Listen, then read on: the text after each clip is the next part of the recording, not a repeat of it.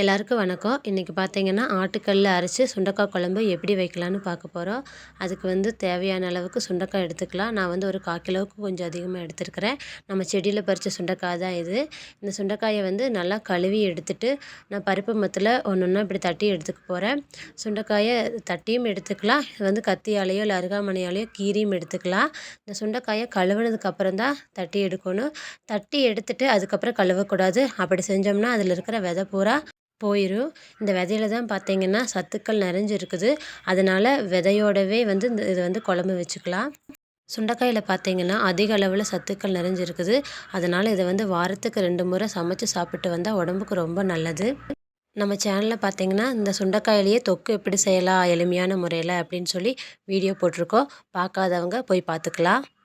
சுண்டைக்காய் குழம்புக்கு இப்போ தேவையான பொருளெல்லாம் நம்ம வறுத்து எடுத்துக்கலாம். வடசட்டி சூடானோடனே தேவையான அளவுக்கு எண்ணெய் ஊற்றி சின்ன வெங்காயம் சேர்த்து நல்லா வதக்கி எடுத்துக்கலாம். சின்ன வெங்காயம் பார்த்திங்கன்னா 2 கைப்பிடி எடுத்துருக்கிறேன். இதை நல்லா வதக்கி எடுத்துக்கலாம்.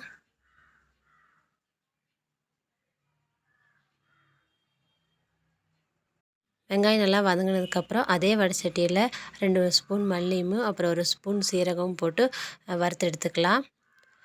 அது கூடவே காஞ்ச மிளகா ஒரு 4-5 எடுத்துருக்குறோம், அதையும் சேர்த்துக்கலாம். நாங்கள் பார்த்திங்கன்னா குட்டை மிளகாய் தான் எடுத்துருக்குறோம்.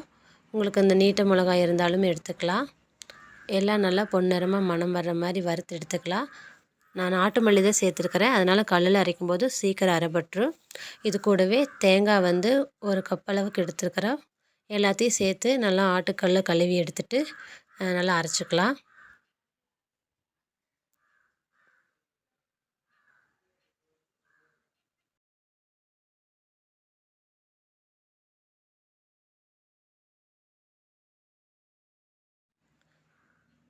மிக்சியில் அரைக்கிறத விட கல்லில் அரைச்சி குழம்பு வச்சு பாருங்கள். குழம்பு ரொம்ப டேஸ்ட்டாக இருக்கும். இப்போ மிளகு நல்லா ரெடி ஆயிடுச்சு. நல்லா நைஸ் ஆனோடனே எடுத்து தோண்டிடலாம்.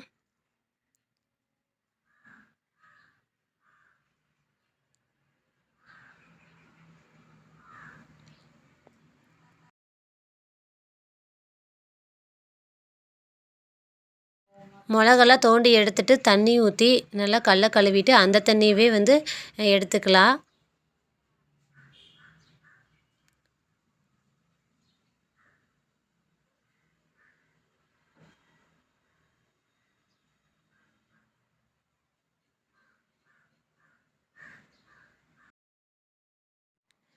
அரைக்கும்போது மஞ்சப்பொடி சேர்த்தாதனால நம்ம அரைச்சி எடுத்ததுக்கப்புறம் கொஞ்சமாக மஞ்சப்பொடி சேர்த்து கலக்கி எடுத்துக்கலாம். நல்லா அரைச்சி எடுத்துகிட்டு வந்தாச்சு. இப்போ மண்சட்டி அடுப்பில் வச்சு மண்சட்டி சூடானோடனே எல்லாம் காயெல்லாம் வணங்குறதுக்கு தேவையான அளவுக்கு எண்ணெய் ஊற்றிக்கலாம். எண்ணெய் ஊற்றிட்டு கடுகு, கருகாப்பில், வெங்காயம் எல்லாம் போட்டு நல்லா வதக்கி எடுத்துக்கலாம்.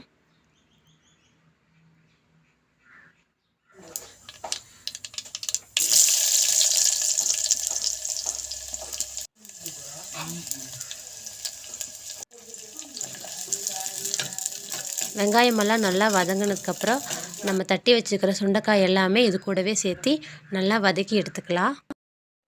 எல்லா சுண்டைக்காயும் இதில் சேர்த்து பச்சை நிறம் நல்லா மாறுற அளவுக்கு நல்லா வணங்கட்டும்.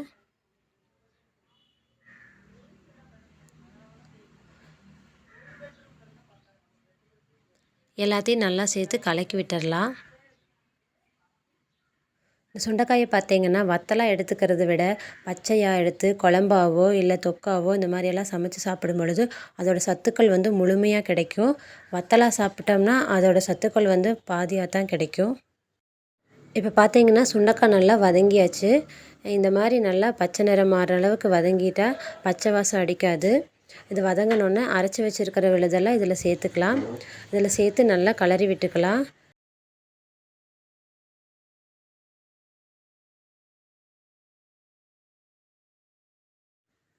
கல்லுப்பு தேவையான அளவுக்கு இது கூட சேர்த்துக்கலாம்.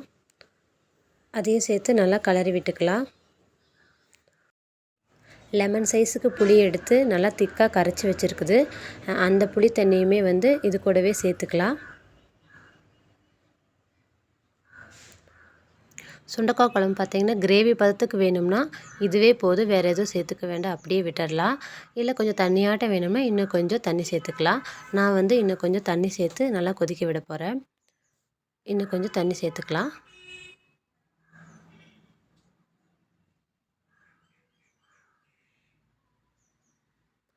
எல்லாத்தையும் நல்லா கலரி விட்டு ஒரு மூடி போட்டு மூடிடலாம். நல்லா குழம்பு கொதித்து வரட்டும். இப்போ பார்த்தீங்கன்னா நல்லா குழம்பு கொதித்து வந்துருச்சு. இன்னும் ஒரு 5 நிமிஷம் நல்லா கொதிக்கிட்டு அதுக்கப்புறம் பார்த்தீங்கன்னா ஸ்டவ் ஆஃப் பண்ணிவிட்டு மல்லித்தழை தூவி குழம்பு இறக்கிடலாம். இப்போ ஸ்டவ் ஆஃப் பண்ணியாச்சு.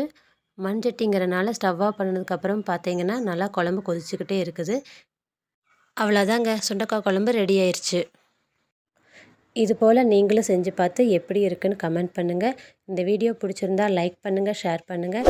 மறக்காமல் நம்ம சேனலை சப்ஸ்கிரைப் பண்ணி சப்போர்ட் பண்ணுங்கள். இந்த வீடியோ பார்த்த அனைவருக்குமே ரொம்ப நன்றிங்க.